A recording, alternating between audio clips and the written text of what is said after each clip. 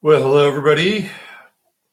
Everybody who's not here right now, it's Robert Phoenix getting ready to live stream here at 8 o'clock.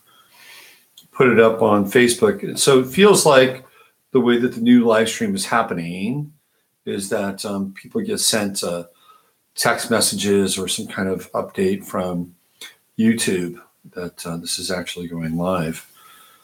So I think I'll just wait around for a little bit. Oh, there's one person. Hello, person, whoever you are. I guess I'll say something in the chat room. Could say something. Hold on one second here. 3 people. See how punctual I am? See how punctual I am? I said 8 o'clock, and gosh darn it, about as 8 o'clocky as it gets. And there's 4 people. Let's see who shows up in the old chatorama tonight. And there's Judy. Hi, Judy. Judy. Hello, Judy. How are you? How's things going in your part of the Texas Confederation? Let's see who else is going to be hanging out. Tonight we're going to be probably cruise for about an hour and 15, 20 minutes. And tomorrow there's Heather. Hi, Heather. How are you? Nice to see you. Nice to meet you. Finca Feliz, hola. Yeah, so we're going to be probably do this for about hour 15, hour 20 tonight. And tomorrow I'll be back on the 15 Minutes of Flame at 8 o'clock in the morning. So I'm doing the 8-8 thing. This is an 8-8 experiment because I think it's going to be better if I do 8 on Sunday night at 8 in the morning. Plus, it would give me more time to work with people during the daytime because I think after 2:30 I'm kind of useless until about 6 or 7. Hi, Joe. How's it going? Hey, I said it last week. Joe's son, Ryan, is going to MIT. MIT. That is on a scholarship. On a scholarship, no less. It's pretty impressive. So a big shout out to, and it's Ryan's birthday, right? Was it just Ryan's birthday recently? Ryan's going to be a good Aquarian. He's not going to build the robots that are going to enslave us, is he, Joe? No, on the 15th. Yeah, no, he's going to build the nice robots. By the way, I saw they have the new, so they have these like hands that do surgery. Have you seen these hands? They're actually these robotic hands that the doctors use. They've now commercialized them and turned them into flipping burgers. So these robotic hands now are going to start flipping burgers at fast food joints. Oh boy, I can't wait. There's already a completely automated pizza place in Silicon Valley. Hey, there's Madeline. Hi, Madeline. How are you tonight? And so they're doing automated pizzas now in Silicon Valley. It's all the rage to have your pizza made by a robot and not a human. Hello, Jennifer. What's going on, Jennifer? Jennifer, we've got some readings to do. You need to get in touch with me because you got some readings during Christmas time. So if you could just circle back and follow up, I think it'd be really great. And try to book those things. I try to stay on top of this stuff. I'm a Virgo. I hate to say it, but I'm a Virgo. So shall we get into a little astrology? We're 14 strong, 13 strong. Yep, you better get in touch with me. So let's talk about what we're going to talk about tonight. First of all, well, we had a major disruption last week with another shooting, correct, in Florida. So I have a new post up on my website. I don't know if you've seen it yet, but I actually get into the chart of the actual shooting, and we're going to get into that tonight. So if you want to go to my website, robertphoenix.com, it's real easy to find, and we can work off that chart tonight. Of course, if you go to astro.com, you'll be able to work off the chart of the moment, which will, hey, there's Sally. Hi, Sally. You'll be able to work off of the chart of the moment tonight as well. And I have one celebrity chart and also 2 charts that people have sent to me to do. And again, I'm sorry, I haven't figured out how to add graphics to this new version of YouTube. But I will try this week. I will attempt this week to figure out how to do that. But at the very least, there are 1, 2, 3 charts, 3 charts that you can find and work off of if you want to follow along at home. One is on my website, robertphoenix.com. It is the chart for the shooting in Parkland, Florida. The other 2 charts are available on astro.com. One is the chart of the moment, which is right there on the right-hand side when you click on it. And then the other chart is a birthday for tomorrow, which is, you'll see it, it lines up. Just click on where the celebrities are, and that's Benicio del Toro's chart. So we're gonna do a celebrity. We're gonna do the chart of the moment. I'll do 2 charts, which you won't be able to see. People that you don't know, hopefully they're listening and tuning in and watching. And then, of course, we're going to have the Parkland, Florida chart. So why don't we start off with the chart of the moment? Okay, so all right.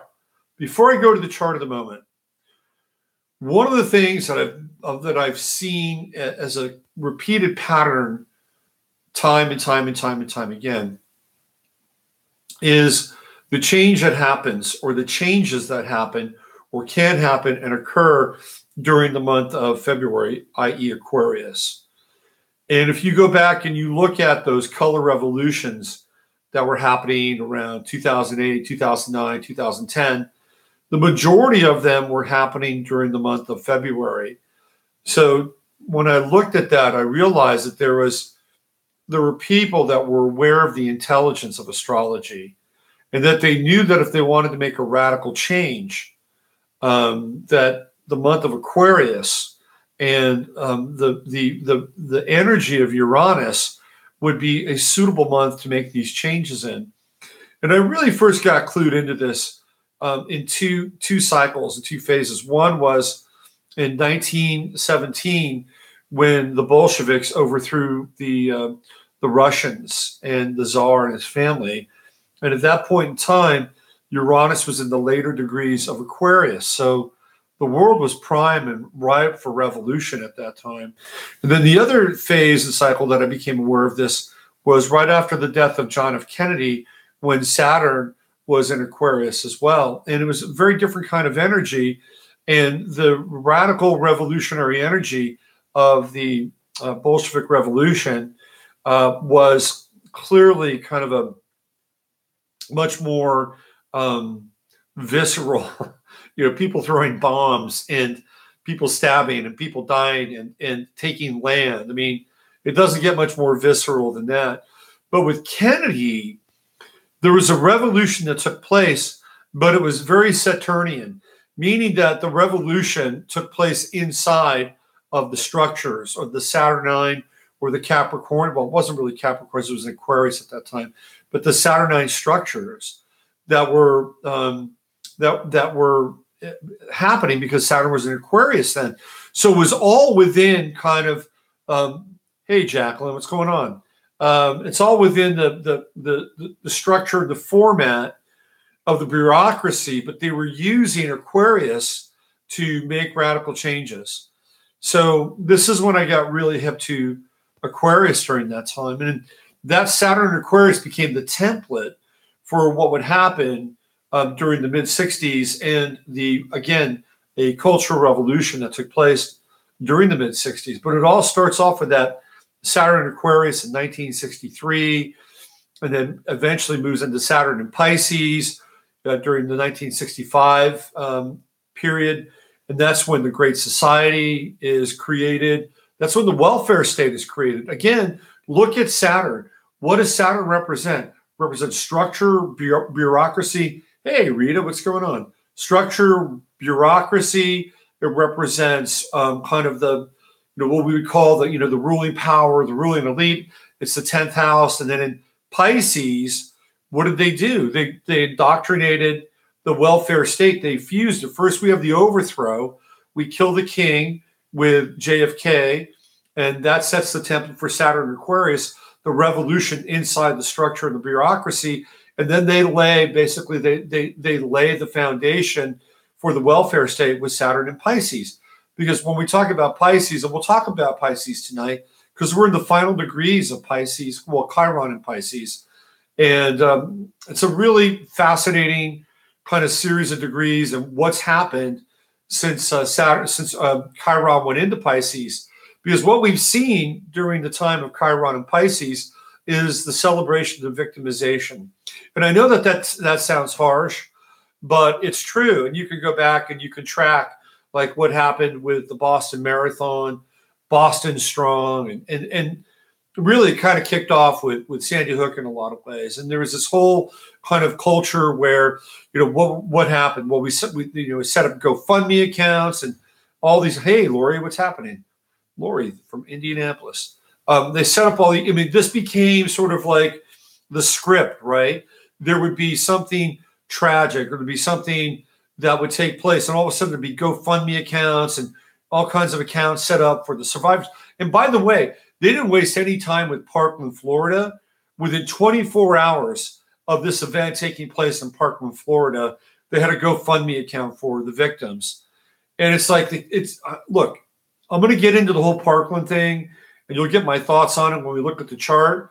But it's like they couldn't even wait, right? It's like, man, they had to get that GoFundMe account up. And there's a lot of vagaries with the Parkland event. And do I think people died? The answer to that is yes, I do think people died. Do I think that there were drills happening? Yes, there were drills happening. Do I think that there was misdirection? Yes, there's a lot going on. Natal Chiron and Pisces in Joe's 8th house. Interesting. Very interesting. We're getting ready to go out of Chiron and Pisces, and I'm going to talk about this when we go into the chart for the Parkland event. Okay, so what I want to do now is, class, if you'd like to open your textbooks to, if you want to go to Astrological.com, we can look at the chart of the moment together, or at least as close a version of it as possible, because I think I have it set to my chart time, which is in France. So we're going to look at the chart of the moment, just kind of see where we are. Normally, when we do the show later at night, of course, the rising sign is in Libra, but right now it's in, at least here for me, well, with my chart, Scorpio. So it may look a little bit different for you other people, but I just have my chart set to my birth chart, which is based in France. I haven't relocated it here per se. I mean, I have, but not for this. So really interesting chart tonight. We've got a mystic rectangle, and guess what we're going to be talking about? We're going to be talking about duality, and we're going to be talking about things that have been going on with Parkland and even kind of beyond Parkland that, of course, are very reminiscent of Gemini and this whole dualistic ritual that seems to also take place in conjunction, or really not classically in conjunction, but in relationship with the Aquarian stuff that almost always goes down in February. So if you want to just play with if you wanted to play with Wikipedia, just go back and look at events in February, and you'll see that there is a kind of a radical and a revolutionary energy that's associated with the month. So here we have a mystic rectangle, and the moon in Gemini is at the highest point of the chart. And where are we here? Well, this is the chart of the moment no, this isn't the right chart of the moment. Hold on a second. What is going on here? My apologies. My apologies. That is not the right chart of the moment. Why is it doing this here? Is Astro.com messing with me? Man, hold on one second. S'il vous plaît. The moon's in Aries. My bad. Why did this come up this way? Hold on one second. There we go. My bad. Chart of the moment. You know why? Because I was not your typical Virgo. No, I left the chart of the moment out from another time. Shame on me. Shame on me. Okay, so we're going to look at the chart of the moment now. All right. So here's what we have. This is what I have. Again, because my chart is set up for Verdun, France. Maybe I should just set the, let me just do, I hate doing this. because I have to reset this whole thing. Hold on one second. Just give me one moment in time, and I'll reset my chart. And that way it'll be like a proper chart of the moment. Hold on. Hold on. Hold your horses. I look at that chart. I'm like, what? That's not what's happening. Give me 1 second here. Okay, let's go do this. Modify the reference place. And I'm going to stick in there Austin, Texas, because that's where I am broadcasting from.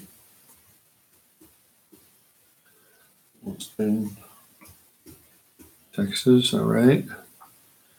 And this way we can all get kind of on the same page. Oh, come on.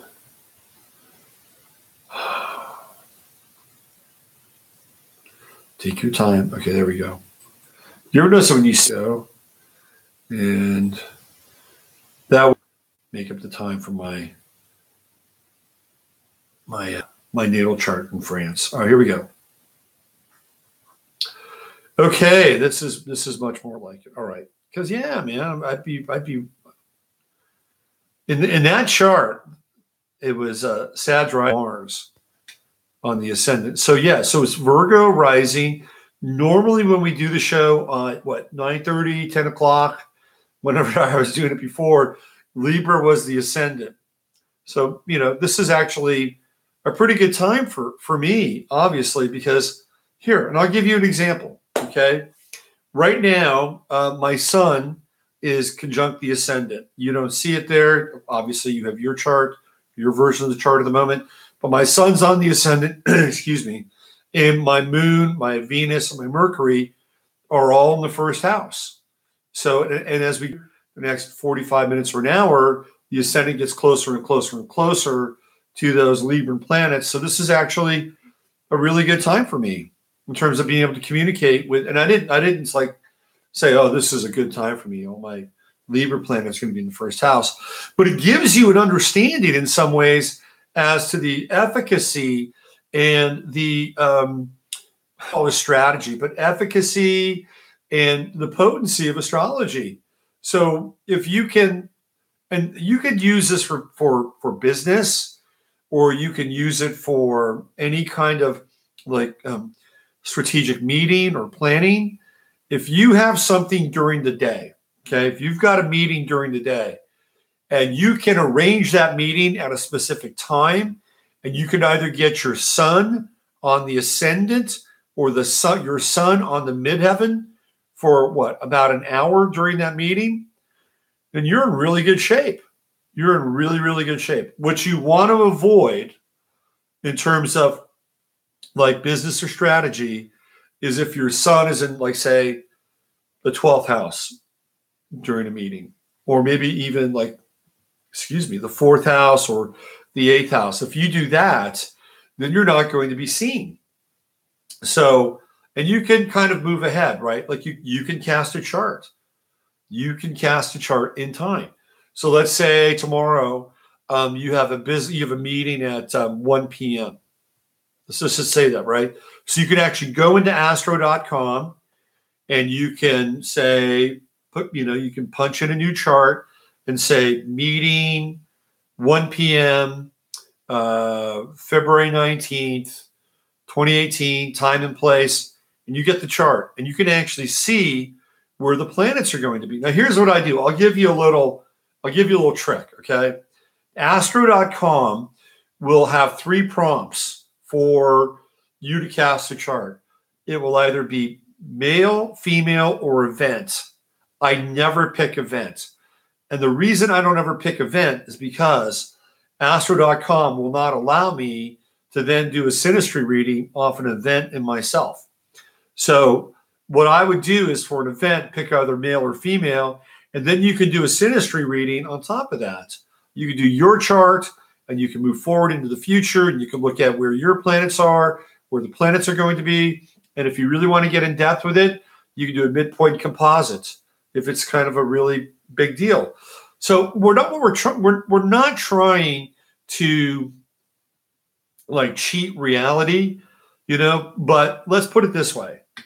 If you're playing cards, don't you want to know the rules of the game a little bit? Right? I mean, there's a whole element of cards where there's chance involved. You're going to be dealt certain cards. The other person is going to be dealt certain cards. I mean, that's just the nature of it. Correct? But wouldn't you want to know the basic rules and fundamentals so that you could actually play the game? This is what I'm talking about, because whatever happens between the lines happens between the lines. But if you set yourself up so that those lines are going to be to some degree positive, well, it's actually a really good thing.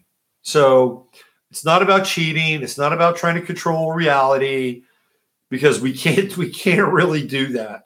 But what it does is it gives us an opportunity to interact with dynamics and elements and energy and action in a way that is kind of meaningful for us, right? So this is this is just a little trick. So you could go ahead in time. You could set, the date and the time for a big meeting or dinner or whatever that is. And you enter it in as a person, and you keep yourself as a person, and then you can do the synastry chart. And you can see where all the angles are and what connects, what doesn't connect. And look, it may be that you may not be able to get out of that meeting, but you can always change it too. Again, you want to get, so there are a couple of different effects here. You either want your sun on the ascendant or as close to it, sun in the midheaven, or even sun in the seventh house. If you're really in negotiation, that would be a really good thing. Okay, so here we are. We just came through a new moon, huh? Where was I? Man, so we have moon, we have sun in Pisces. Oh, Pisces. What can I say about Pisces? Pisces is my kryptonite. I have to tell you that right now. My south node is in Pisces. And it is totally my kryptonite. And I love Piscean people. I think Pisces is a fascinating sign. Anybody see the interview with Quincy Jones on what is it, vulture.com? I think it's called Vulture. It's a wild interview. It's a really, really wild interview. He talks about how he dated Ivanka Trump and how he hates Trump. But it's not like hate bashing. That's like your typical kind of liberal progressive hate bashing. He just doesn't like him personally because he knows him. He said, I used to hang out and party with him. He says, he's a crazy motherfucker. That's what he said. He's a crazy motherfucker. And he's a total narcissist. Anyway, Quincy Jones asks the interviewer what his sign is. And the guy says, Pisces. And Quincy says, me too. It's the best sign. So for all you Pisces people out there, and I know there's a couple of you that are probably lurking in the chat room tonight. This is the time of your season. We just came into 0 degrees Pisces. We're now entering into the end of the astrological new year. We have 30 degrees left of Pisces before it kicks us out into, guess what? The spring equinox, right? The spring equinox is merely 30 days away. Doesn't that blow your mind? I mean, didn't we just start 2018? And here we are, we're hurtling through space, and we're just 30 degrees away from the spring equinox. And I got to tell you, I don't know where you are right now, but in Austin, it feels like spring. It is weird. I mean, we have had a blast of warm weather, and maybe it's the polar vortex that has created this, but holy smokes. So we're just 30 days away from the beginning of the astrological new year. So that means we're cycling out. The year is fresh, but the astrological new year is winding down. So we have Sun, Mercury, Venus, Neptune, all in Pisces. In 3 days, is it 3 days? 3 days, we're going to, actually, I think it's 4 days. 4 days, we're going to have a Venus-Neptune conjunction in Pisces. Now, at that time, I think Mars is going to be close to squaring. It might be off by 1 or 2 degrees in the orb. But the Venus-Neptune conjunction can be really quite nice. Quite nice, especially because it's in a wide trine with Jupiter and Scorpio. But we'll have to keep our eyes on that Mars and Sagittarius at 14 degrees. And Mars plays a role in the Parkland event. You'll see what I'm talking about. The moon is in Aries, so we've got a fresh moon. Just came out of the new phase. And the moon right now is in the 7th house. Make friends over there in the chat room with moon and Aries in the 7th house. It's a good energy to connect with people. And the moon in Aries tends to be more forward, a little more aggressive, a little more active and dynamic. But it's only going to be there for, in the 7th house of this chart for a brief period of time. But we'll have moon and Aries over the course of the next couple of days. And we're going to have a moon-Mars trine coming up. And that will be, closer to like tomorrow morning. So moon-Mars trines are actually quite passionate. So if you have any passion you've been saving up for a creative project, or, this is actually be a really good time instead of Valentine's Day with that moon-Mars. Although the energy is quite forceful. It is quite forceful, but it's not, it's not over the top. People can handle it. But we're really stacking up with Piscean energy. And, when we get to Pisces, we start to roll out this whole kind of connection between the alpha and the omega, right? The root and the fruit. And this is what Pisces has. Pisces is it's everything. I mean, all Pisces has all 11 other signs inside of it. So this is why Pisces is one of the more difficult signs to understand and comprehend.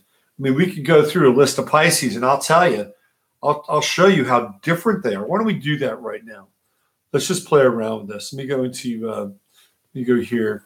Let me just dial up famous Pisces, and we'll show you just how different these people are. Give me 1 second here. Famous Pisces. Here we go. Let's see if we can. Hopefully, it won't be too poppy. Let's see. We got famous birthdays. These are for young people. They're all young people. You're getting old when you just don't recognize like 75% of the names. Hold on a sec. This is bad. That's like famous birthdays. Yeah, for who? It's not for you and I. Let's try this one. Here we go. Let's do this. Let's see if we get some variety. I need some variety with our Pisces. Hold on a sec here. Let's see. What do we have? All right. Harvey Weinstein is a Pisces, right? Ruth Bader Ginsburg, Pisces. Who else do we have as a Pisces? Quincy Jones, the aforementioned Quincy Jones, of course. Jamie Dimon, the Goldman Sachs robber baron. He's a Pisces. He's a Pisces, monkey Pisces. By the way, we are now officially in the year of the dog. How about that? Flavor Flav from... Winner more awards than any other company in Central Texas. Real Green Pest and Lawn Care. Yeah, okay. Let's see who else is a Pisces. Rick Perry, the governor of Texas, is a Pisces. Nina Simone. You can see Nina Simone being a Pisces, right? Hold on. We're not getting a good sample size. Let me just go a little bit deeper here. All right, here we go. Now we're talking. Okay, so a wide range. John Dulles, who's Alan Dulles' brother and one of the great sons of bitches of American politics, is a Pisces. Alan Greenspan, Pisces. Remember Sam Donaldson, Pisces. Al Gore, Pisces. George Washington, Pisces.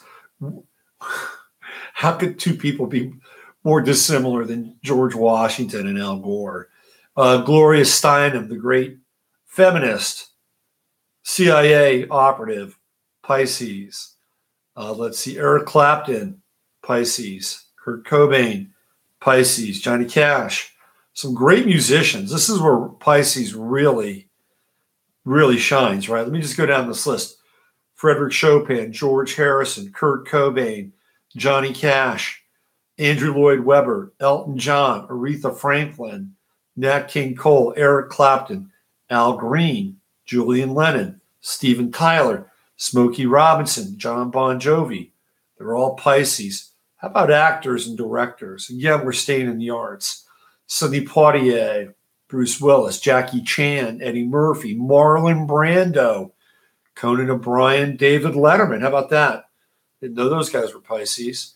Robert Downey Jr., Christopher Walken, Warren Beatty, Vince Vaughn, Dennis Quaid, Benicio del Toro, Rob Lowe, Peter Fonda, Elizabeth Taylor, Harry Belafonte, Ron Howard, Freddie Prinze Jr., of course, Chuck Norris, the greatest actor of all time. He's a Pisces.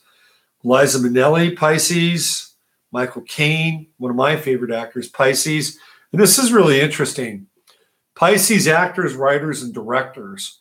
One of the people listed here is Jay-Z Knight, who channels Rantha. Maybe Jay-Z Knight should have won an Academy Award for her Rantha performance. You know, I lived in Olympia, Washington, and that's right next to Yelm, Washington, where they have the Rantha compound.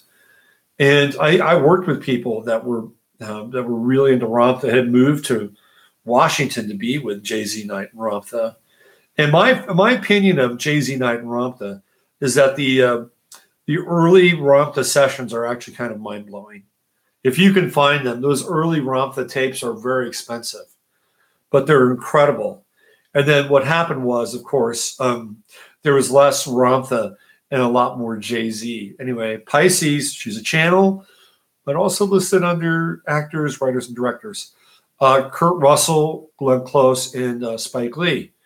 So the innovators and visionaries, we got some big ones. Einstein, Alexander Graham Bell, Steve Jobs, Michael Dell, and Tony Robbins.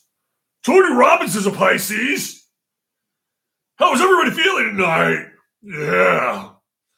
Anyway, and Ansel Adams, one of my favorite photographers. So here we are. We're in the sign of Pisces. What a misunderstood sign. 0 degrees. And of course, the next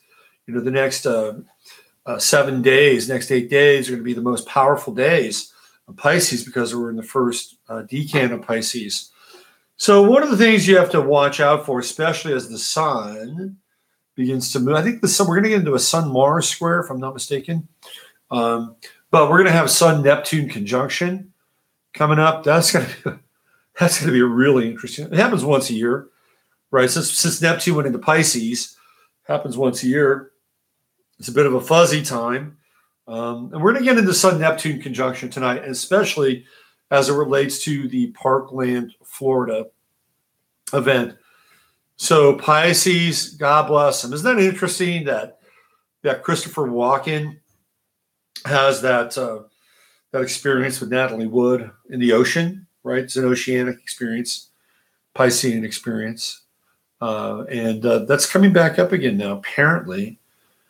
And it looks like Robert Vaughn might wind up doing time. Yeah, wow. It's like they can get Robert Vaughn. Is that Robert Vaughn? No, Robert. It's not Robert Vaughn. I'm sorry. It's the other guy, Robert. You know who he is. Alexander Monday, The Takes a Thief. That Robert, not Robert Vaughn. They can get him on something that happened in 1988? Is that when Natalie Wood actually passed away? But they can't get Hillary Clinton or anybody else whose crimes have happened much sooner in our experience. That's a little political stuff. But anyway, it looks like Robert's going to be, it's coming back up. It's like, is it Chiron? Is it Neptune? Is it the past that washes upon the shore via the Piscean waves? But a lot of these people are quite different. They're very, very different in terms of their expression. But they're all incredibly, incredibly talented.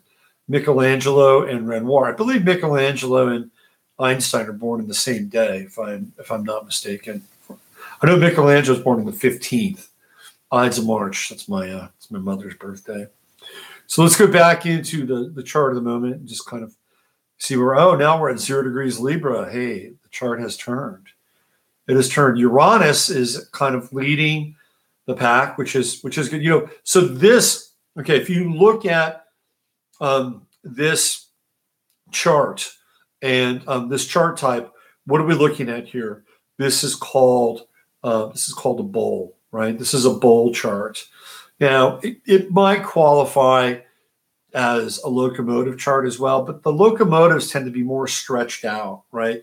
This is a perfect, like, half of the zodiac, pretty much, going from house 2 to pretty much house 8 with the ingress, where Uranus just kind of popped out of there when it went to 0 Libra. This is a perfect bowl chart.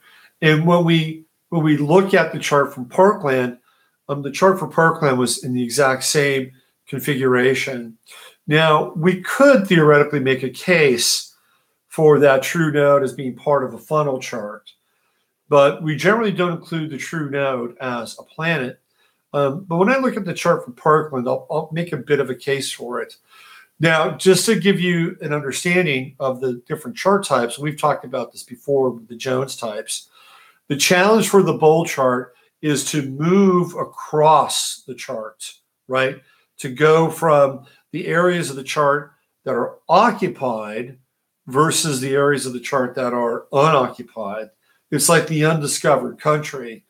And this is what bowl chart people kind of have to be able to tackle and deal with. So this person, let's say a person was born at this time, which is 8:41 p.m.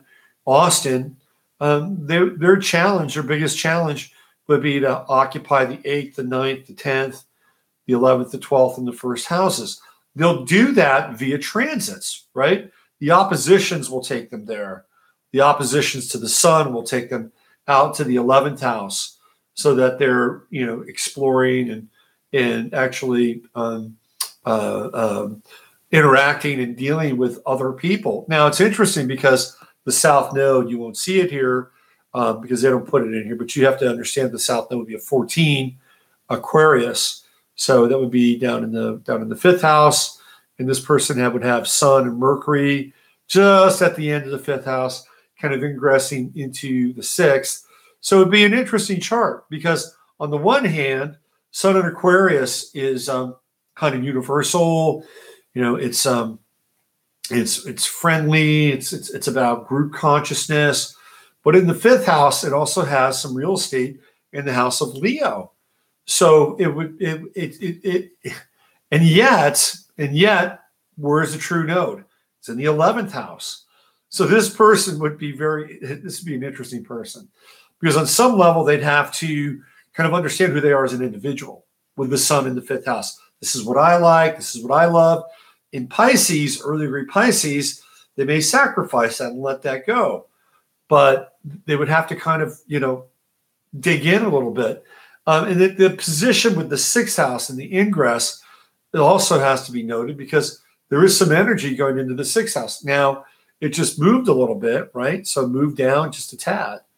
All those planets, when we started off the show, were in the 6th house. Now, the Sun and Mercury are in the 5th house, Venus to follow. And so now they've got even more investment in that 5th house, which means that they're going to have to figure out what they love, what their pastime is, and at the same time, kind of be Aquarian about it and learn how to share their toys in the sandbox, because that's what they're going to have to do. However, for them to really find out who they are in this lifetime, they've got to go to the 11th house in true node and Leo in the 11th house. Does anybody have any guess as to what would be a really good manifestation of true node and Leo in the 11th house? Let me get into the comments here. We got 41 people. Hey, Jerry. Robert Wagner. Thank you, Judy. Wagner. Thank you. So, true node in the 11th house. What do we got? What would be a good application for that?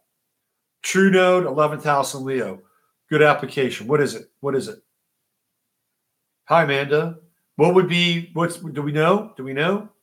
Tickety talk. Activist. Oh, I like that. Jacqueline comes in with activist. Warm groups. So they'd be a hugger. Is that it, Sally? Would they be a big hugger with true node in the 11th house in Leo? I like the activist thing, right? That's pretty good. Yes. So be a tree hugger. Okay. Anybody else? Any other guesses? Anybody guess? Any other guesses? Okay. Drama groups. Oh, I like that. That's good. Drama groups. A charismatic tree hugger. That's right. Like Julia Butterfly. I think Julia Butterfly is actually an Aquarius, if I'm not mistaken. TV game show host. Ooh, that's good. That's not bad. TV game show host. That's not bad at all. I like that. Like Richard Dawson. Kind of grossed me out a little bit. Did Richard Dawson gross anybody else out? Come here, love. I would say that one of the group leader. There we go. Group leader. Yes, group leader. What about teams? 11th house is teams too. It's baseball teams, it's football. It's all teamwork, correct? True node in the 11th house in Leo. That's a leader inside of a team. So so coach, not bad for coaching. Coaching, I think, is more 9th house in some ways. It's a little 9th housey because coaches are like teachers, but not bad. Maybe after they play, they'd be a coach, but they'd have to step up, right? They'd have to say, okay, I'm going to step up and I'll be a leader in a team, or maybe it would just kind of fall to them. But it's an interesting dynamic with the true node in the 11th house because it's Aquarius's house, and we're dealing with Leo, and we're dealing with the opposite sign. How did the eclipse affect people the other day? That was kind of that. I mean, that's when that event. So the eclipse was on the 15th, and the 14th, which was Valentine's Day, was just pre-eclipse. So that was totally in the eclipse zone. What happened in Parkland, Florida? How did the eclipse affect people? Did anybody have any visible or visceral kinds of things happen a couple days before, a couple days after? Question mark. Anything? Felt like something big was going to happen. Well, you were right. Yeah, Jacqueline, by the way, is a Cancer. She's a Cancer. She's very empathic and psychic, so she probably was onto this. Yeah. What was the energy like? Lots of almost accidents before the eclipse. Anybody else? That happened to me about 2 years ago when we had that eclipse in September in 2016. I nearly died in that eclipse. That was intense, man. Yeah. Anybody else? Any other experiences that took place during the eclipse or even after? Kid turned 18, bittersweet day. Heavy. Kelly says heavy energy. Well, certainly it got heavy. You know what happened to me? I went out to dinner on Tuesday night, and hi, White Wolf, 28. Nice to see you. I went out to dinner with my girlfriend on Tuesday night, and we were this couple, and this woman, I swear to God, she was a Gemini. She was the epitome of Gemini. All she did was talk. She talked the whole freaking night. I mean, try to get a word in edgewise, and it was like nearly impossible. Getting a blade in between those stones down at the ruins in Peru was easier than getting a word in edgewise with this woman. It was crazy. I'm sorry. She was a cliche for Geminis. That's what happened to me. But I actually felt really peaceful. I felt totally peaceful on Wednesday with that eclipse. And then this whole shit went down in Parkland, Florida. Let me just go back to the chart of the moment for a minute or two. Let's see. What else do we have here? Mars in the 3rd house. This is a restless. Let's play with this. Let's just keep going with this. Like, this is the birth chart of a person who's born at this point in time. Mars in Sagittarius in the 3rd house. This is a restless person. Restless person. Mars in Gemini. Mars in the 3rd house. Very, very restless. And Mars squared Neptune with Neptune in the 6th. I'm going to say that there would be This is the birth chart. If somebody was born now, a propensity for hyperactivity with the potential for addiction with a Mars-Neptune square. That's my read on Mars here. Also, Mars-Venus square. There's a lot of passion with Mars-Venus squares, but it's not great for getting along with people. Certainly not great for getting along with the opposite sex. It's just not. This is a challenging square. This is a person I think who could be quite argumentative, especially with Mars and Sagittarius, which has got to express itself, right? It's like truth. It's like I'm going to speak my truth with, Mars in the third. And this is not Sagittarius's house. So it could be taken the wrong way. It could be misinterpreted. It's a tricky place for Mars in the chart, I have to say.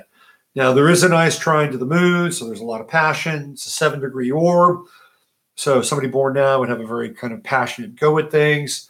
Now, Uranus has moved down. You see just how we started off with Uranus in the 8th house. And do you see how much a difference just a few degrees makes? Uranus in the 8th and Uranus in the 7th are two very different entities. Uranus in the 7th, I'd say Uranus in the 8th is actually better for relationship than Uranus in the 7th, especially with that square to Pluto that's going on. A nice sextile to the sun. It's a wide sextile. But Uranus in the 7th house is, it's interesting for relationship. You have a lot. Uranus in the 7th house is like serial relationships. It's not great for long-term relationships, but it's great for, short stories. Uranus in the 7th, short stories for relationships. Saturn in the 7th, epic novel. Epic novel for Saturn in the 7th. So Uranus is, a bit of a challenge there. Nice sextile to the sun. So this person would be experimental, slightly progressive, kind of following their own path in this lifetime to some degree. Let's see. The sun is also in square with Jupiter. So I'm telling you right now, this would be an addictive personality. Jupiter in Scorpio in the 2nd, squaring in a wide square, Sun in Pisces in the 5th, and then you have the Mars-Neptune square, bit of an addictive, but charming, right, with Libra on the ascendant. And look at that home life, man. Saturn and Pluto in the 4th house. Aren't you glad this isn't your chart? Aren't you glad you weren't born today? I would not necessarily want this chart. And even confusion with work and career. But this person would be like amazingly psychic, though, with that Sun-Mercury conjunction. Amazingly psychic. It would get by quite a bit of charm. All right. What about the week ahead? We got a lot of Pisces. This is a time for forgiveness. Theoretically, on the heels of this Parkland event, instead of getting up in arms about arms, why don't we just cool it and chill out and allow for the event or whatever happened, we're going to get into it. Allow for the event to actually have some kind of organic process. Okay. Instead of running around, saying we got to, it's like, it bugs me, man. Bernie Sanders is on Twitter banging on this. It's okay. The only other thing about this chart, which is pretty obvious here, is there's no air in this chart. We've got the ascendant in Libra, but no air. What happens when there's not air? Well, there's a lack of objectivity. This is what happens when there's not a lot. This is a very subjective chart, right? All this Pisces, very subjective, very internal, not a lot of air, not be outside oneself and detach and kind of look at the situation and say, wow, things aren't really that bad. I guess I don't have to take another shot of heroin. So no, there's no air here. It's very difficult. And there's an inordinate amount of risk taking too with the Jupiter in conjunct with Uranus. You know what? Somebody may have this chart. They may have a really interesting life. And that's the beauty about astrology. And that's the beauty about humanity. It's what you do with the chart. It's what you do with the cards that are dealt you. And that's the way it is. Back in the old days, in the fatalistic version of astrology, you're born under a bad sign, you were screwed, right? Now we have evolutionary astrology, we have transits, we have angles, and we can learn and grow through the evolution of the chart. Absolutely wonderful thing. All right, so here's what I want you to do now. We're going to get into the Parkland bit. And if you could, I've got the chart. It's up on my website. Robert. All right, hold on. Okay. Back in the day, when I was doing this around 2009, I kind of stuck out like a sore thumb. Now there's thousands of people doing stuff like this. It's kind of cool, actually. Okay. It's the first post. So one of the things that's really struck me about the event, or at least on an intuitive level, was I remember my strolls going through the Denver airport and then looking at those, because I would stop by those murals every time I went to Gaia. And I'd stop by and I'd look at those murals. And I just chose one. But what you'll see is you'll see children highlighted in the murals. And it's like the children of the world. And they come together after an utter catastrophe that takes place. And so what happens is in the murals, there is a catastrophe that winds up dissolving duality. If you follow the murals closely, that's what they're about. And here we see the beginning of this catastrophe and this character who looks kind of Russian or fascistic and has kind of this Grim Reaper quality. And what you'll see is you'll see all these mothers like mourning over their babies. And you'll see that the doves of peace are almost being impaled by that sword, which is very reminiscent of the Grim Reaper. And then below him, you'll see the two children. One looks like it's sleeping. One looks like it might be dead.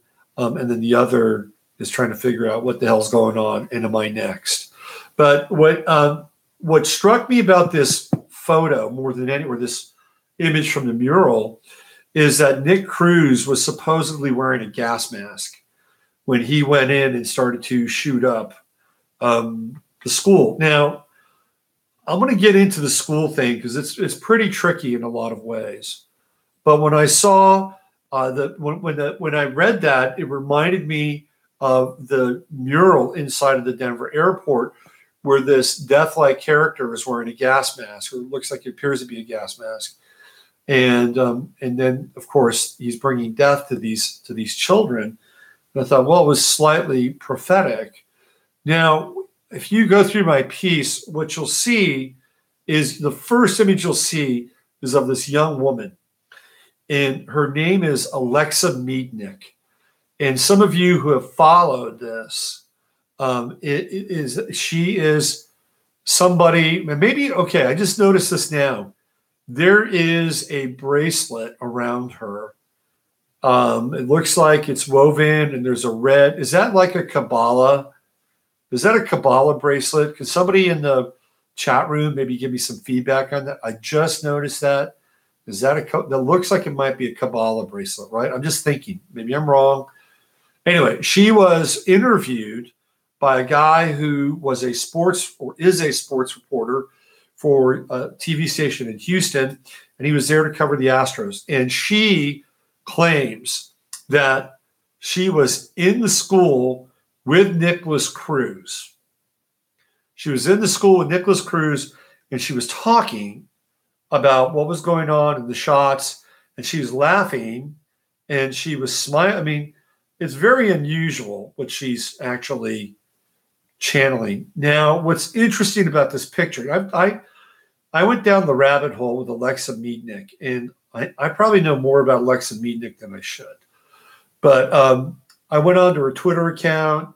I looked at a lot of her tweets. It's still up. Her Instagram account is now down. Her Vine account is down. Any of the accounts where she's doing anything other than I even think her Facebook account is down. The only thing that's left is her Twitter account. And this is a girl that lived on Twitter, okay? She lived on Twitter. She's a young person who, does these had a lot of followers. She's got more followers than I do. Well, probably I know the reason why. She's young, attractive, and she's spunky. She had close to 1,700 followers, and most of her tweets are completely inane. I have to say, I'm sorry, but they are love you, miss you. I want to hang out in my bikini all day. This summer's going too fast. Love to my girl. So, I mean, it's just stuff like that. There's nothing controversial or dark, or she's a young girl living in Florida who does not have a probably a very serious bone in her body, but she works out and she comes from a family of people who are athletes. Her brother pitches at Florida Atlantic University, older brother. Anyway, she does this video and says she heard gunshots fired and she's walking with Nick Cruz. Okay. So everybody's looking for kind of a smoking gun video, and YouTube keeps taking this down. And by the way, I was going through a lot of different kinds of tracks and rabbit holes, and YouTube is taking videos down now that appear to be harassment or bullying. Not that I put any of it up, trust me. But if you get too close to a subject matter, YouTube will pull the video down, and they'll say it's harassment or bullying. So YouTube has crossed the Rubicon a long time ago and is not any kind of friend of free speech whatsoever.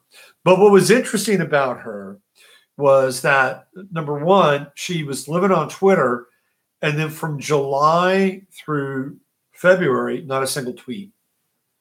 Not a single tweet. So I'm assuming that those tweets were scrubbed. They were either taken down, or I don't know what happened to that Twitter account, but it was very, very, very active. 3 brothers, father, mother, and hanging out in Parkland. Very popular young girl.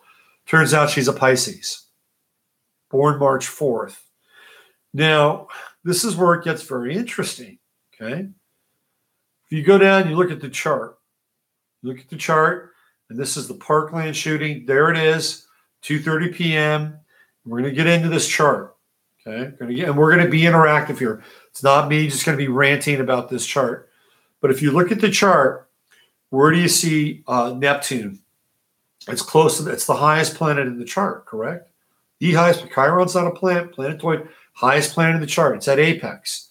So that grabs our attention, kind of defines the chart in a lot of ways, correct? It's the first planet and last planet. First planet grabs our attention. It's like the original impulse or the immediate impulse. And then the highest planet sort of defines the chart. Here we go. It's Neptune, 13 degrees. March 4th. Guess what that puts her sun? Her sun is at 13 degrees Pisces. Her sun is right on Neptune. Who is this girl? Who is she? Why did she get that interview? What did she say? Right? Hard to pin down. The video gets up on YouTube, taken down. I mean, it's like this game. I mean, can you plot this out any better that this girl's sun is on Neptune in this chart? I mean, there's no way that you can actually count on this girl with anything that has to do with anything related to this shooting. I mean, you can't even find her now. Okay. And it's so interesting because Henry Macau put up on his Twitter feed. By the way, I got him to put something up last night. I sent him something. He put it up. He didn't credit me, though. He didn't credit me. Anyway. He said that, well, she's 22 years old and married and lives in Pennsylvania. Well, that's not really true unless the girl that we're looking at and who is in this interview is actually not Alex Meadnick. Because Alex Meadnick was at a track and field event last year for the high school there in Parkland. And she actually had a recorded time. I looked this stuff up. I found her track time. She was a track athlete. She was a junior last year, so she'd be a senior this year. So she's not 22 years old and married and living in Pennsylvania. No. No, I don't know why that. See, but you see, this gets into the elusiveness of the sun and Neptune and this whole event. I mean, to me, this absolutely typifies what happens with astrology. This one person who's not even really credible, but is out there, basically. And so, what's the deal? Did she say that on purpose? Is it to lead us in a different direction and then just fall out the bottom of everything and go down this rabbit hole? Is that why she was put out there? Is this a false lead? Is she actually saying something that's? I mean, this is bizarre, right? And the way that she acts around the whole thing is so nonchalant. And the other thing too is like everybody's trying to figure out what's happened there. And I was watching a live leak video, and there's a guy who's looked up all these names, and they're not on the birth records for Florida. It's like, wow, fake students? Did they not die? Well, apparently Florida hides birth records. They hide birth records up until a certain age. So if they weren't 18, I'd like somebody to do a search on Alexa. I tried. I found her brother. I found two of her brothers and her father and her mother. Fathers have a lot of speeding tickets, by the way. Look, I'm not spilling the beans on it. You can go find it. Anyway, so, but who is she? Where did she go? Where did she come from? And these kids, they're not, the ones that are not showing up on the birth records. Well, people are making videos about it, but apparently the state of Florida won't allow you to get that information. So now we got people pumping out misinformation about this event. It's completely nuts. Completely and utterly nuts. But there's something going on here. We're not being told everything. Okay? We're not being told everything. All right, so let's get into this. Let's make this interactive. All right? The ascendant here is Cancer at 8 degrees. Now, you people have been following me for a while, doing your own stuff, following other people. We know the ascendant is going to be the signature energy for the event, right? Okay. So based on Cancer rising as the signature energy of the event, what does it look like? What does it feel? And how do we interact with it? Let me get into the chat and see what you guys have to say. Yes, they do want us confused, Jacqueline. Absolutely. Absolutely. Amanda says she was laughing. Yep, absolutely. You were saying Mars in the 8th house. Mars in the 8th house, not a detriment per se. No, Uranus. No, Mars in the 8th house is okay. I have Mars in the 8th house. It's not necessarily a detriment. Depends on what's going on with Mars. That's Scorpio's house, and Mars used to be the ruler of Scorpio. What do we think? Come on, let's get some dialogue here. Cancer rising, energy signature, Cancer, children, home, security, safety. Boom, she got it. Right. Cancer, children, home, security, safety. That event hits us where?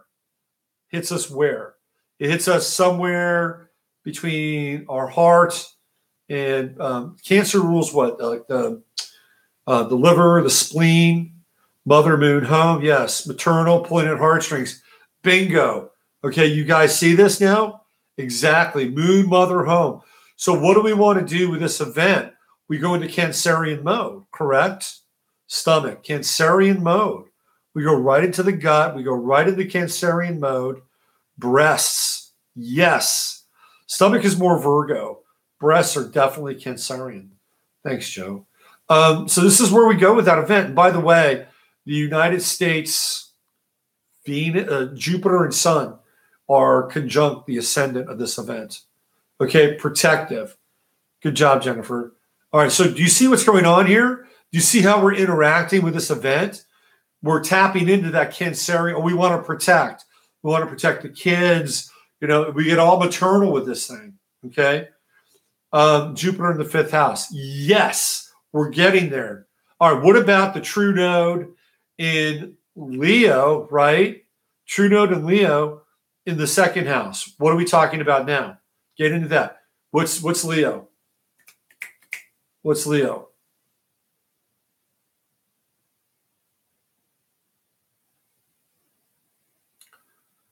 Leo's children, right? It's children. That's what Leo rules, children. Yeah, self, but also it rules children. Yeah, and then we have that, the true note in what? The second house. The second house, pride, heart. It's children. What is the second house? The second house is the root chakra of the chart, right? It is the foundation. It is material values. So when you have the true node in Leo, you're dealing with foundational root chakra issues that have to do with what? Children. Okay? Boom. Just the ascendant and the true node alone set this thing up in a way that is different than any false flag or any psyop or any kind of situation where people died or didn't die. This one is different. There's big energy around this. This is big energy. And I'm telling you right now, Joe, why don't you type in there, how did Ryan deal with this? You've got a high school kid. How did he deal with this? I'm assuming that this is kind of like a 9/11-y kind of event for high school kids and junior high kids right now. But getting back to what HF Leo was talking about, we could go right there. There's Jupiter in what? The fifth house. That's Leo's house, right? That's children again. So look at just these first three signatures. Ascendant in Cancer, chiming in, caring, feeling, true node, Leo, children, second house, the root chakra of the chart. We go to the fifth house, Leo's house. What do we have? We have Jupiter expanding everything, right? That's what it does. And in Scorpio, what does it expand? Well, death for one thing, correct? There's all kinds of crazy signatures here. Now, does that mean really what it's doing is grabbing us and pulling us in with these first three aspects, okay? Look what we have here. We have Mars in Sag, and I added Antares. I wanted to see where Antares was at the time of this shooting. It's conjunct Mars. Antares is considered the fixed star cousin of Mars with a Jupiter topper. So we have Mars here in the sixth house. And it's like practical. What are we going to do? What are we going to do, right? That's the sixth house. It's Virgo's house. But what's really going on? Look at that Mars-Neptune square. You see that? Mars-Neptune. And what have I been saying about Neptune squares? When you get into Neptune squares, you get into deception. Deception. That is the nature of a Neptune square. And we can be kind, and we can be evolutionary, and we can see people work through their Neptunian squares. It can happen. Correct? I'm not being, fire and brimstone and damnation through Mars-Neptune square. When we have a Mercury-Neptune square, the person takes a little bit of liberty with the truth. They're not always telling the truth. And if they may be convinced they're telling the truth, but they may not be telling the truth. Venus-Neptune squares, what are we doing? We're kind of snowing ourselves with our relationships.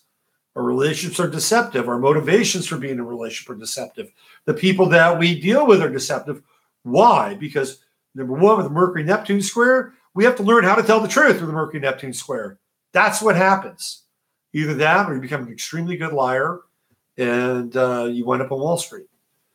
Venus-Neptune squares, we have to get clear about our relationships, motivation, so that we ferret out those people that will take advantage of us or we'll take advantage of them. It works both ways. And sometimes we glamorize our need to be in a certain relationship. Moon-Neptune squares are about emotions. It's super sacrificing with the Moon-Neptune square. People with Moon-Neptune squares get taken again and again and again. And what do they need to do? They need to build up emotional fortitude and not give in all the time. But what about a Mars-Neptune square? Mars is violence. Mars is violence. Mars is anger. Mars is intensity. With a Neptune square, it comes in and there's passive aggressiveness with a Mars-Neptune square. There can be some forms of addiction with a Mars-Neptune square. There can be, clearly, you get into Mars, fire, Neptune is water, you get into steam. It can be kind of steamy and seductive with the Mars-Neptune square. That's one good thing that can come out of it. But we're not looking clearly. We're not seeing the right picture when it comes to violence, anger, and aggression. There's something about that square that is deceptive. And where's Alexa Meadnick, baby Meadnick's son? Right on that Neptune. So what's going on here? What really happened in Parkland? Well, we know for a fact that there were victims. And there are victims. You know why I know there were victims? Because when I went to Alexa Meadnick's Twitter page, I started to click on her friends. And I went through her friend list. And there were kids they were talking about that. And these kids were very upset that certain kids died. So I don't think they could all just like chime in and be a part of the Greenberg strong clan. I think something went down there, but it's not completely clear because they had, 6 drills going on? 6 drills going on? 6 drills happening? Like in the last, week? I think they had 2 that day. And when they have these drills, what do? They take footage. They can splice it in, splice it out. It's not great. It's not great. So there could be a high degree of confusion here, and there is. There totally is. There are people jumping all over. Oh, look at this girl. Look what she said. Well, go find her. Try to find her right now. She's nowhere to be found. Nowhere. And even when you try to drill down on her, well, she's 22 years old and she's married. No, she's 17, living in Parkland. By the way, she also has or had 2 accounts. Both of them was deactivated. She's an actress, model, talent person. Go figure. All right, here, I want to bring your attention. But that Mars-Antares conjunction, that's something, right? That's like intense. Something went down at that school. Now, but again, are we seeing any blood? The whole thing is bizarre. The whole thing is bizarre. And I do think something happened. And the reason I base it, number one, I actually know somebody who's a client who lives there, and she knows like the parents of some of these kids. But I went onto those Twitter pages of those kids, and they're extremely upset. Extremely upset. And again, maybe they're, again, we got Neptune at the top of the chart, but my sense is the kids died here. They died. But who did the shooting? Do I think Nicholas Cruz did it? No, I don't. I don't think he did it. So here's my take on this. I think there was a hit team. I think there was a hit team sent in. I think they were doing these drills, and all of a sudden they pushed the button, and the drill went hot. The drill went live. Now look at the 8th house. What do we see here? Sun, Mercury, South Node, Moon, all in Aquarius. And what house is that? That is the house of the underworld. It's the house of the underworld. And you have the weakest part of the chart there with that Neptune moon. I'm sorry, the South Node Moon conjunction. To me, that's manipulative. That's manipulative. South Node Moon conjunction. Through Aquarius, the airwaves, through the media. And this is the dark part of Aquarius. But Aquarius is in the 10th house. It's out there for everybody to see. If Aquarius is in the 9th house, it's out there. But it's in the 8th house. This is Scorpio's house. This is the underworld. Correct? This is the underworld. And these Aquarian planets are squaring off against all kinds of stuff. We got Venus square Mars, which we talked about, Mercury square Jupiter, Moon square Jupiter, Sun square Jupiter. What else do we have in that zone? We have the opposition with the Moon to the true node. All these planets in the 8th house, they're dark. They're darkened.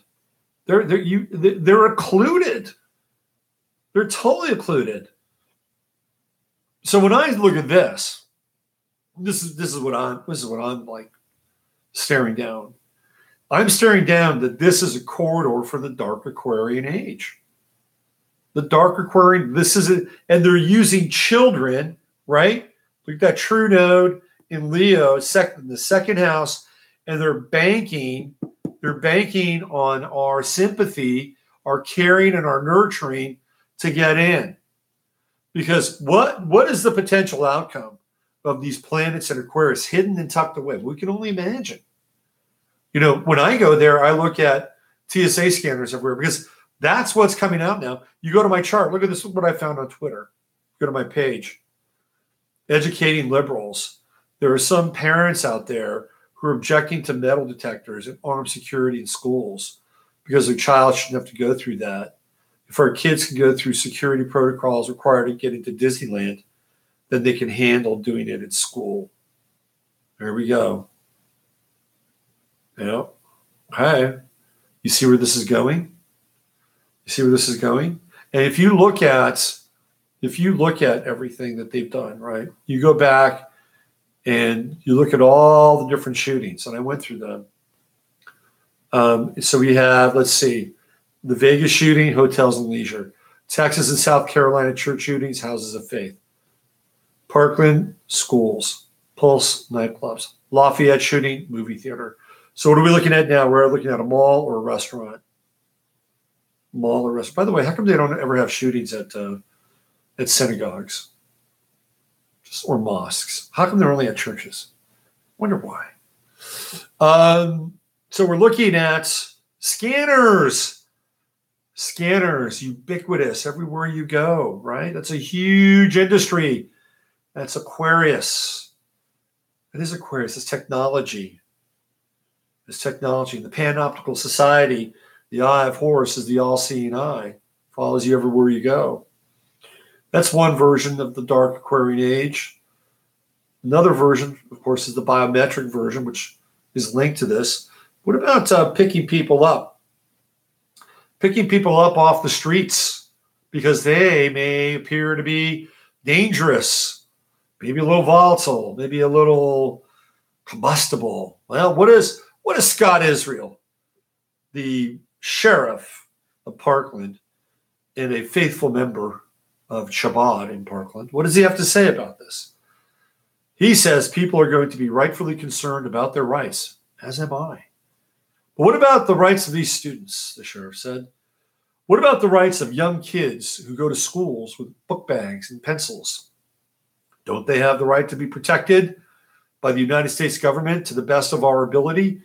What he's basically saying is that, hey, can't we detain kids? Can we detain kids? Can we detain people if we have to, if we need to? And now we're talking pre-crime. So we have scanners, we have pre-crime, and now they're also going to start to bandy about mandatory psychological testing. There you go. Can you see a whole industry just getting spun out from all of this? Well, in order to hold people, you're going to have to build places to hold them. You're going to have people that can interact with them, professionals. You're going to have software that can crunch all the data and create this stuff in real time and give it a pre-crime little sheen, right? And then you're going to have all the different scanners involved. And then what about the SSRIs, a whole new sort of legion of SSRIs?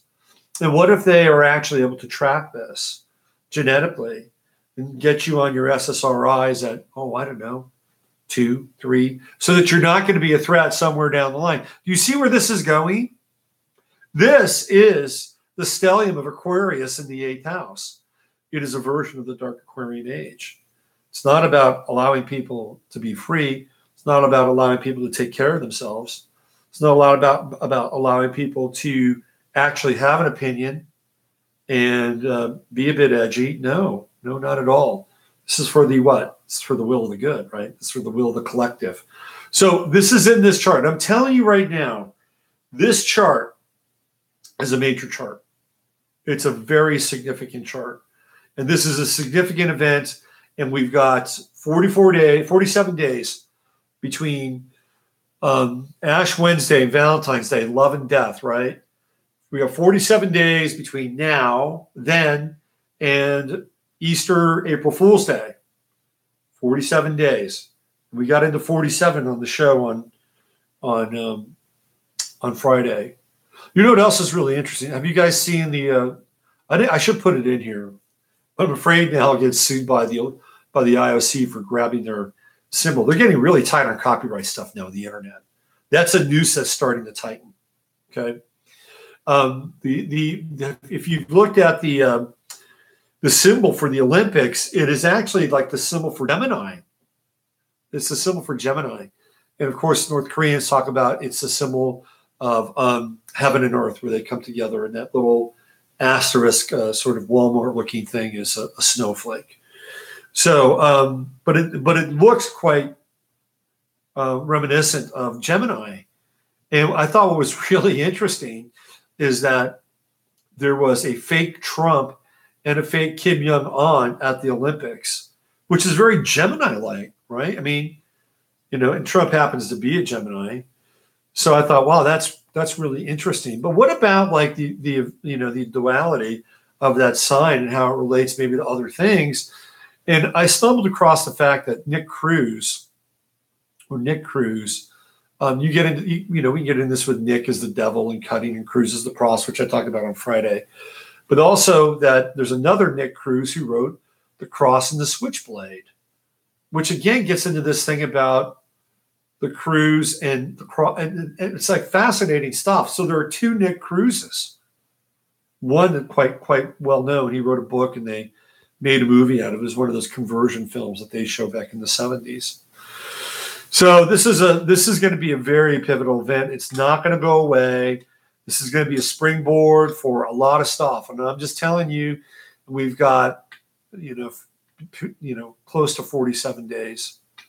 47 days. It was 47 days on, what are we at now?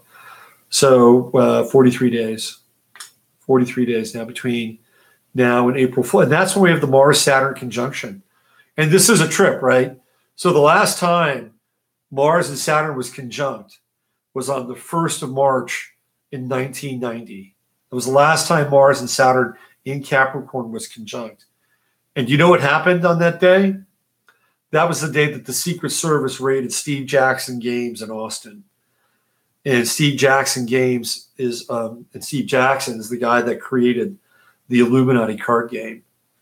So that's what happened last time Mars and Saturn were conjunct. That was on the 1st of March in 1990. So we're looking at the 1st of April in 2018 at 8 degrees. This conjunction, I think, was like at 24, 25. Saturn was moving out of Capricorn then.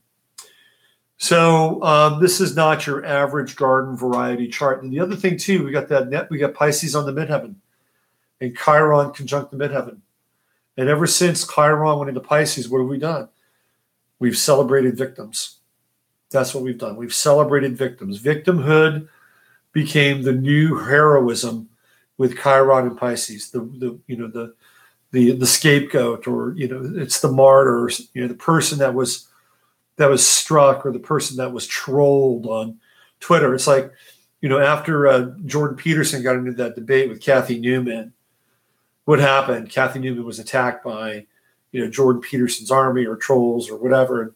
And Kathy Newman winds up becoming the sympathetic character in that debate. In actuality, she was a nasty as a junkyard dog and had no desire whatsoever to really communicate with Jordan Peterson.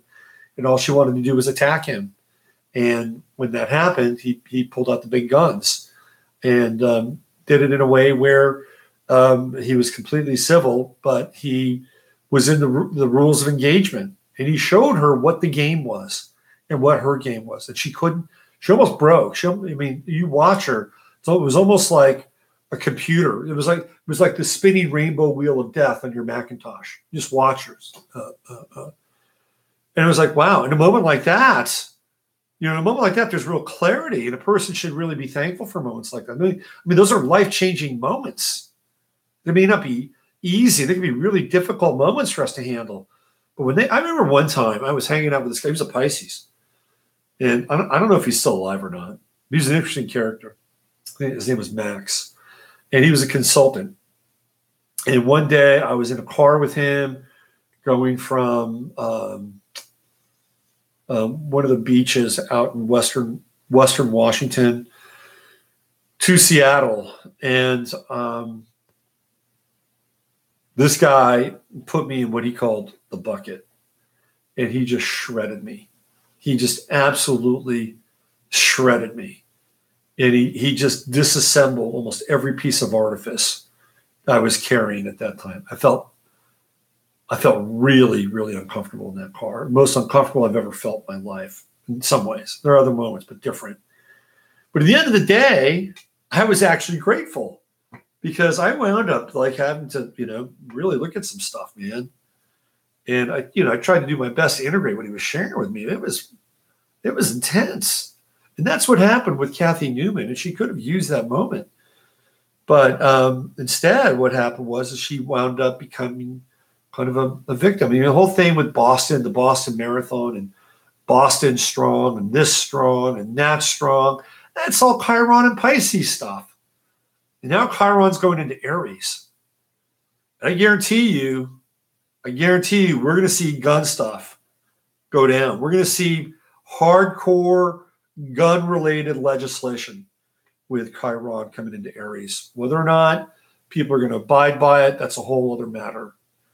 We might wind up dealing with a revolution piece here. I wouldn't be surprised. Americans don't want their guns taken away from them. All right, let's get into I'm just going to get into a couple charts here. You won't be able to see them, but really interesting. This person, a woman named Auder, Auder. She wanted me to do her chart, and just so happens that it's my chart. She's born on the same day as me, different part of the world, Worcester, Mass, at 5:24 p.m. But I know these planets intimately. However, our charts are almost, they're not reversed, but she happens to be an Aquarius rising, and Chiron is right there on the ascendant.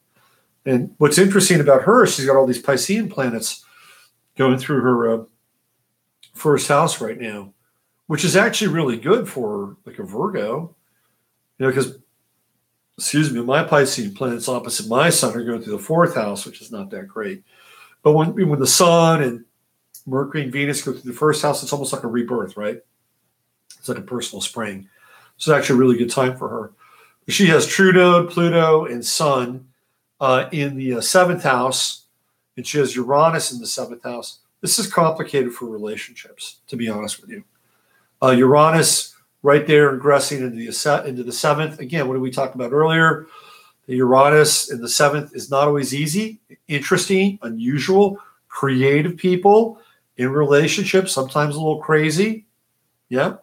But, not great for long term. And Pluto in the seventh can also be very challenging for relationships. But Pluto is where we transform. And going through sort of the dark night of the soul and rebirth and all that stuff with Pluto in the seventh house, that's where that deep action is going to take place in her chart. And she, and I don't know if she's in a relationship or married. I don't think she is. Could be wrong. But that true node in the seventh house means you've got to explore a relationship. The door to the self opens up with the true node, and here it's with the other. So sometimes there can be a bit of compulsion, obsession with Pluto in the seventh. Pluto is pretty well aspected. It's trine Saturn, trine Mars, or no, sextile Mars. Boy, where's your Mars? Mars is at, how did she get that sextile? I wanted that sextile. Do I have that in my, I don't think I have that in my chart. I think my chart, Pluto, you know why? Pluto is at 7 degrees in my chart. That's why. Interesting. 7 degrees kept me out of that sextile. Oh, well. But her Pluto's pretty well aspected. She's got that Sun-Mars square. I've got it. Sun-Mars square. That's intensity. That's anger. That's energy. She's got her Mars ingressing into the fifth house in Cancer. Just coming out of the fourth. God, Otter. I wonder, this is, I don't believe she has kids. I could be wrong. Maybe I'm wrong. I mean, we're the same age. But I actually think kids would not have been a bad thing here with Mars and Cancer ingressing into the fifth. She's actually got a moon, trine to the moon, trine to Venus, Mars, Neptune trine. Clearly, there's some creativity here in this chart as well. Well, I actually kind of like her chart better than mine, even though it's like the same time. She's got the Jupiter-Uranus trine, and Jupiter's in the 10th house. And she's working with kids now. That's what she's doing. And she says it's really, really meaningful. That's your Mars. That's the Mars in Cancer is the protector of children. And it's right there in the 5th house. It's a good gig for you. But with Jupiter in the 10th, there's opportunity. You got Mars coming up on your Jupiter. Now she wrote me a couple things. She's actually a very good writer. Very, very good writer. So I encourage her to write. Now she's got all these planets in the 8th house, Mercury, Moon, Venus, Neptune, in Libra, Mercury, Moon, and all my planets, all in the 8th house. So there's privacy, right? And there's privacy here with those planets in the 8th house, and even kind of a mystical side to her that you probably wouldn't know about with Neptune there. But I think the writing needs to be unlocked. I think the writing needs to come out of the 8th house. And she's got a Mercury, let's see, conjunction with Venus. You know, one of the things that would be good here would be partnering and working with another person to get the writing out. Team writing. That's what I would recommend. But she also has Saturn in the 11th house in Capricorn. To me, that's like, again, group leadership and to some extent teaching and being a group leader, and generally later in life. So it looks like she's going through a Saturn return, and there may be more responsibility instead of being a teacher or working with kids. Maybe they want to kick her upstairs and run a couple grades, or maybe be a vice principal or something more than just simply working with kids, because Saturn's opposing the 5th house now. So there could be more responsibility coming into Otter's life around that. But Jupiter in Sag in the 10th house, get outside, get out in the open doors, be athletic. And you're going to have your Jupiter return coming. It's going to be your 10th house. That's publishing. I'd get on the writing stick. And don't give up on relationship, Otter. You got a lot going on over there. It needs to be explored. Okay, let's do one more for tonight. I was going to do Benicio del Toro, but I don't think I'm going to do him. I want to bring up this fellow's name is Ivan. And Ivan's chart is out of this world, man. He's born August 9th, 1991. That makes Ivan a full-blown millennial. He's a Scorpio rising with Pluto in Scorpio. And check this out. He's born with a balsamic moon in Leo, conjunct Sun in Leo, conjunct Jupiter in Leo, conjunct Mercury in Leo, conjunct Venus in Leo, and a Leo midheaven, 10 degrees. Ivan, if you're not an actor, I think you're wasting your time and energy. You have got to perform. This is the chart of a performer. Now, Mercury and Venus are retrograde, so there may be some reticence to actually performing. Now, Ivan does have Saturn down in Aquarius. It's not in opposition, though, with any of his Leo planets, which I find fascinating, absolutely fascinating. Saturn is kind of out there, almost like a singleton in some ways. It's got an opposition to Chiron, square to the ascendant, but as a planet, it almost stands alone in the 3rd house. And to me, that represents the ability to take time out and communicate. Maybe you should write a film script. Does anybody really make movies anymore, by the way?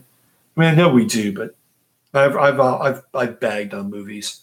There's a lot going on here with the sun and the moon in conjunct Neptune and Uranus. To me, this is the indication that there probably could be some hidden talents that can be unlocked. If I were you, Ivan, I'd take some acting classes, to be quite honest with you. And you've got a creative bent. You have a Mercury trine with Uranus and a Mercury trine with Neptune. Right, man. Writing, performing, being on some kind of stage, whether you're singing, whether you're actually involved in whatever, you've got to get out there. This is the most out there Leo chart I've ever seen. Your Mars and Virgo may want to help the world, may want to be of service. That's a good thing. But I would say you get on stage, brother, with all that Leo, and don't be afraid. Once you get out there, it's almost like you have to You have to get out there, and then it's unlocked. That's the inconjunct with Neptune. You get out there, and then it's unlocked. You've got the inconjunct with the moon with Neptune and the sun with Neptune. Interesting chart. You got to have a place for all that, Leo. Go make it happen. Your true node is coming. The transiting true node is coming up on your midheaven. So maybe you live in Los Angeles, or at least you're born there.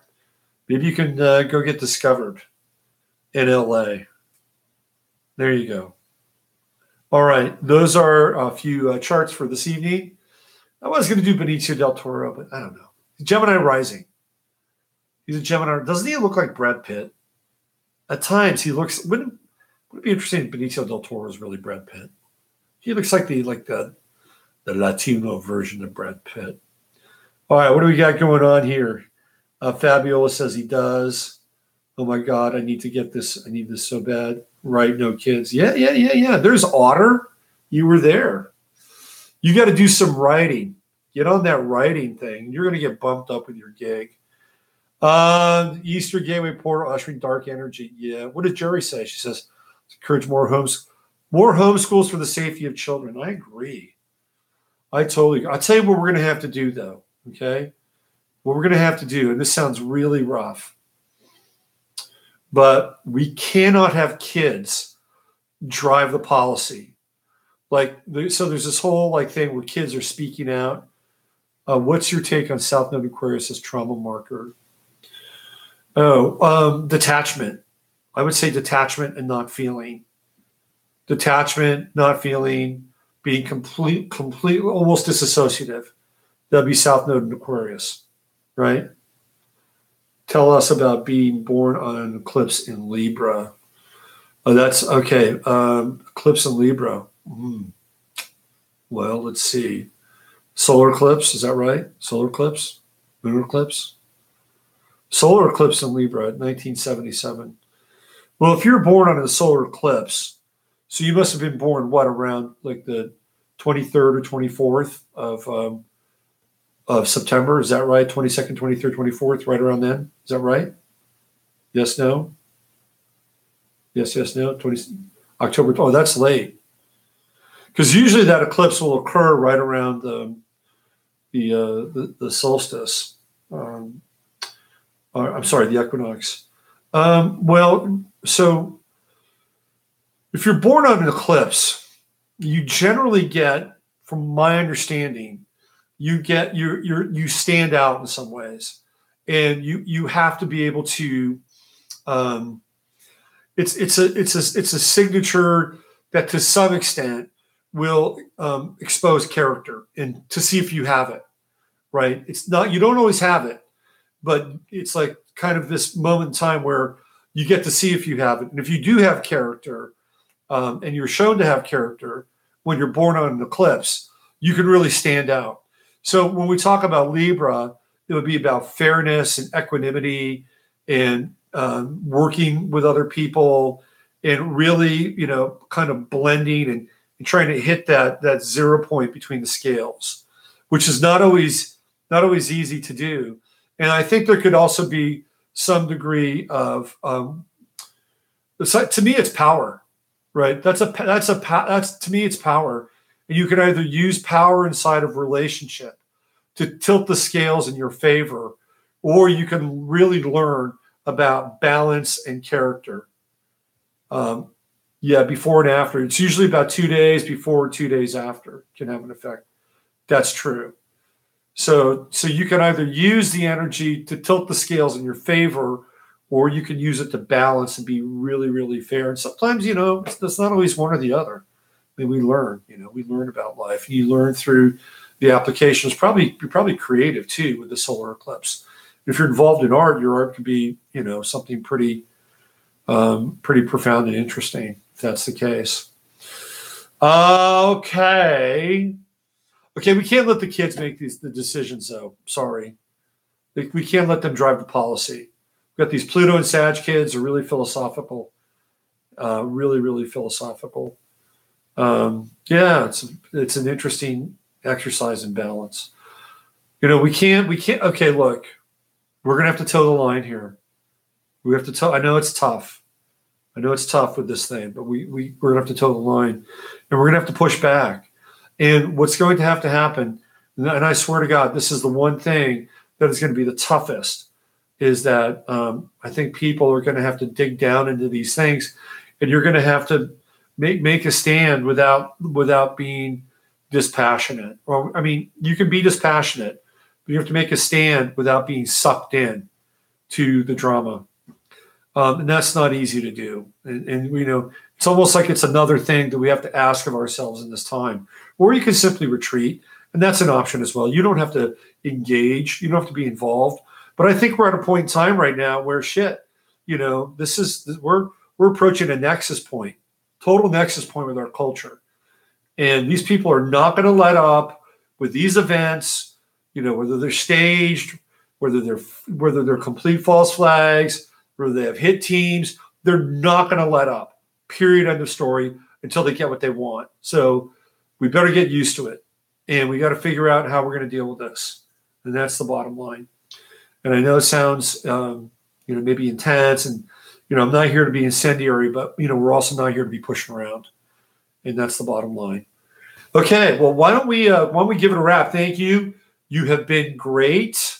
You've been a great chat room and a great 57 people. Thank you for dropping by. And I'll be back tomorrow morning at 8 o'clock in the morning. We'll be talking more about this stuff, and we'll find out what's gone on over the last 24 hours as it relates to Parkland. I'm sure there will be more. And then, you know, we've got this next 44 days between, 45 days now between, it's actually 44 between now and Easter and April Fool's Day. So anyway, have a great night.